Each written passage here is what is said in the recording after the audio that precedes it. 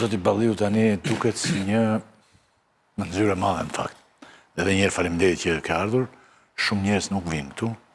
Unë kam idenë që doktori ka bërë shumë mirë, një nga veprimet e mençura që ka bërë, që ti e futur të lista e brenda aty se ti përgjigjesh zotëri.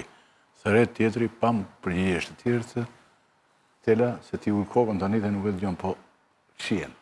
Shumë njerëz shihen, nuk dalin. Edhe presin tani që do thot doktori, e kupton? Si gjithmonë. Si gjithmonë, po edhe të menjërët presin, të gjithë presin tani, e tha Batoni që është një periudhë kështu. Tani, si mënyrë e madhe duket, është opozita i ka humbur thellë zgjedhjet. Kush duhet mbaj përgjegjësi sipas teje për këtë humbje? Nëse do evidentojmë faktet, nga krimi elektoral që kemi pësuar dhe që kemi humbur gjithë, se kur një proces zgjedhor është pa barabartë dhe kemi të bëjmë me vjedhje, nuk është një humbje një partie politike, se partit humbin, fitojnë, ajo është debat politik, është luftë politike. Ja, kjo është një parti që ka humbur gjatë. Kur vidhen zgjedhjet është një problem që i përket të gjithëve, dhe kur vjedhja kthehet në sistem pastaj dhe kërkohet të justifikohet, ajo pastaj është një dramë më vete që e pson një kombi tërë. Në rastin konkret, të gjitha denoncimet që ne kemi bërë, ne kemi ftuar çdo njeri që t'i mohoj ato denoncime. Dhe askush nuk del kundër atyre, qoftë për asfaltin elektoral, apo shitblerjen e votës, apo për përdorimin e buxhetit shtetit. Asfalti elektoral nuk e kuptoj. Asfalti elektoral... Që jedhin asfalt në rrugë. Për shembull, një nga drejtorët e bashkisë që është futur në burg, është futur për rrugën Xhon Belushi, që ka qenë pjesë për asfaltin elektoral. Të njëjtën gjë ka bërë Edi Rama sot në këtë proces ku kemi pasur denoncime që i kanë bërë dhe unë dhe janë dhe publike, qoftë në një Sintre, qoftë në Kashar, qoftë në Astir, që hidheshin miliona euro gjatë fushatës duke bërë rrugë, duke bërë sikur bënin rrugë, për t'i hedhur hi syve qytetarëve. Ky quhet asfalt elektoral dhe është shkelje totale të ligjit. Përpos kësaj, falja e gjobave për 10 vitet e fundit me vendim qeverie, që është shkelje flagrante dhe përgjithësi direkte e kryeministit. U falin ato. 2 ditë para zgjedhjeve. E treta kisha për një makinë dhe e pagova më përpara kot. Kishe pritur dhe pak edhe e kishe zgjidhur. E treta është shitblerja e votës, siç ishte rasti i Dibrës që u kap makina me flet votimi brenda e atij Agron Malajt. Dhe e katërta ishte lidhja e krimit me politikën, siç ndodhi në rastin e Vorës me Xhabaftët. U kap me Agron? Ja, ti ndaj këto dhe marrë gjitha. Po siç ishte rasti i Vorës, për shembull, po Xhabaftët. Po Xhabaftët ata nuk janë muzikantë, njohin se janë banditë. Dhe atje gjeshin Xhabaftët, por nuk gjeje policin të qendra e votimit. S'kishte asnjë policë, dhe ata sulmonin në mënyrë direkte deputetët e kuvendit. Dhe njëjti rast është në rastin e Sara Milës si përfaqësuese e Suel Çelës, dhe njëjti rast është në Durrës me këtë tjetrin që nuk i njeh askush këta, po vetëm i dinë se përfaqësojnë bandat. Domethënë, zgjedhjet sot nuk nxjerrin deputet që përfaqësojnë një komunitet caktuar apo një zonë të caktuar, po nxjerrin deputet që përfaqësojnë banda të caktuara. Ky i Durrësit është Ergys Agasit. Kjo e Elbasanit është e Suel Çelës, ky i Vorës është i Xhabaftëve, po përfaqësuesit e shqiptarëve. Po kjo tabaku juaj janë Tiranë që morin 20.000 vota, cila bandë apo s'kishte bandë kjo? Nëse ka... Jo, pyet se... Jo, me të drejtë, shumë drejtë. Mori shumë vota. Po, shumë e drejt pyetja. Në qoftë se do të kishte, qoftë edhe një akuzë për lidhje të bandave me zonjën tabaku, hajtë ta diskutojmë, por nuk ka asnjë akuzë, ato janë vota të marra personale. Edhe ky tjetri, Ali Mehmeti, 17.000 vota. 17.000 vota, 17.000 vota. Asnjë bandë mbrapa jo. Po nuk ka nevojë se ju shikoni më të votuarit ton kush janë. Ne më të votuar kemi zonjën tabaku dhe zonjën Ali Mehmeti. Kurse këta më të votuar kanë Sara Milon. Ju keni 30 vjet që merreni me këtë punë. Çfarë ka bërë Sara Milo për Elbasanin që u marros Elbasanin dhe i dha 22.000 vota, thiu dhe rekordin e Tauland Ballës. Ore burgu, ç'pun ka burgu që voton Sara Milën në Peqin atje? Çai ka bërë burgosëve atje? Që merr kjo maksimum. Po kjo diaspora, çfarë ka bërë në diasporë?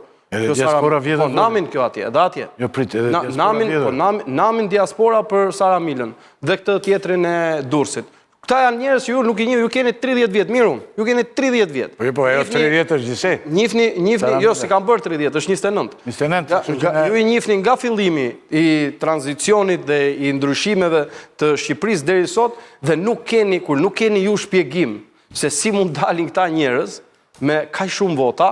Ata vet janë prova. Nëse Spaku do prova, e di kush është prova? Merri këta deputetët që kanë nxjerrë dhe çojtë Spaku. Ata janë vet prova. Sepse Rama për Dua të merren këta dhe të çojnë Spak. Po, këta merri atje dhe çojnë dhe ata janë prova. Ata janë prova, rezultati këtyre është prova e vjedhjes. Dhe për ta mbyllur, se Rama nuk e kishte përllogaritur këtë pjesë. Rama kishte përllogaritur vetëm vjedhjen e vet si parti. Nuk kishte llogaritur vjedhjen që do bëshin gjithsecili nga kandidatët e vet. Që i dalin këto shifra që nuk i justifikon dot. Si mund dalin Berat, po nuk pas ka demokrat nga Berati në diasporë 98%. Po nuk ka idenë që këto janë shifrat e Enver Hoxhës. 98% nuk u gjet një demokrat nga Berati në diasporë. Po, janë absurditete. Të gjitha këto po i quajmë 100% të vërteta. Tani, të gjitha fajet i ka Edi Rama. Po janë? Një minut. Po vetë ju a keni në i faj klevis që përfunduat në 50 mandate dhe pa istë Edi Ramën me pushtet thuj se absolut.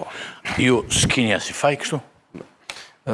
Për gjithë procesin, do më thënë, ishte një studim që ishte bërë tani nga një nga këto që merr me rrjetet sociale. Dhe ato studiojnë që kush janë gjërat që po përmenden më shumë dhe në bazë atyre bën diskutime të ndryshme. Një nga fjalët që përmendesh më shumë ishte statuti në këto 4 ditë. Se merreshin me idenë e statutit Partisë Demokratike, që përmendeshe nëpër mediat vizive. Jo, e kam iki statutin, pastaj do flasim dhe për statutin, se do të pyes dhe ty unë. Për doktorin që mendon. Ja, aty po dal, tek ajo. Se një minutë. Tani, pyetje direkt imja. Tani ju as një faj, të gjitha i ka Edi Rama? Në qofse është për të fajsuar opozitën, që ne nuk arritëm dot të arrestonim në flagrancë hajdutët e votës, kemi 2 probleme. Ne s'kemi tagër të arrestojmë njëri përveç që të denoncojmë. Ne kemi quar në SPAK 19 denoncime gjatë zgjedhjeve. Unë nuk kam fuqi zoti Rakipi dhe nuk e kam pushtetin dhe as autoritetin ta marrë Ber Xhabaftin dhe ta arrestoj ta fus në burg. Po si vërtetoni ju që Xhabafti ka vjedhur votat? Po Xhabaftin çfarë keni dorëzuar? Ja, unë nuk jam unë jam një gazetar, por pyetja e parë imja, pyetja e parë imja është kjo. Xhabafti është një qytetar që erdha nga jashtë, ai e pashën për plasin me flamurin, mund të ketë vjedhur gjithë votat aty herë. Nuk e di unë këtë punë. Ata thonë vetë, thonë me krenarisë. Jo, një minutë. Ata s'e mohojnë, ato thonë që këtu e bëjmë ne. Çfarë provash keni paraqitur ju që Xhabafti ka vjedhur votat? Ne kemi paraqitur 19 kallëzime. Prova, ti marrim me radhë. Ose që Sara Mila kam bërë unë, atë flas për kallëzimin që kam bërë unë. Kallëzime këtu bën, po të shikosh janë ca kështu avokatë. Bën nga 5 kallëzime ditën në SPAK. Unë flas për ato të mia, atë flas për të mia se unë nuk mund të flas për kallëzimin e ditës. Më thuaj kallëzimet e tua konkretisht. Kallëzim penal kam bërë unë, kam gjetur një zyrë elektorale të Partisë Socialiste ilegale. Ku? Në afër Ysberishtit, ngjitur me Astirin, 120 metra, 130 metra larg kapanoneve ku bëheshin votimet. Se në Astir s'ka shkollë, s'ka çerdhe, s'ka asgjë dhe merren kapanone për të bërë votimet. Kam gjetur dhe i kam kapur në flagrancë. Në flagrancë, po. Ti ke gjetur një zyrë elektorale ilegale, pa ligjshme. Të pa deklaruar. Ilegale. Çfarë kishte aty? Domethënë ata s'kan bërë transparencë financë. Çfarë kishte aty brenda? Tani tregojun. Aty brenda ishin 4 persona, 2 çuna dhe 2 zonja, të cilat me lista në dorë merreshin me thirrjen apo me evidentimin dhe me çështje ilegale të thirrjes së njerëzve. Se nëse ti e ke legale, e ke zyrën e Partisë Socialiste është 50 metra mandej, e loguar dhe gjithçka tjetër. Kurse këtu ishte pjesa ilegale, mbase ku bëj pagesa. Ishte afër qendrës po patjetër 120 metra, 130 metra, 130 metra. Nuk e lejon ligji. Jo, nuk e lejon ligji, po ligji lejon edhe 200 metra atjesh, por nuk lejohet zyrë ilegale. Se duhet ta deklarosh në KQZ atë zyrë.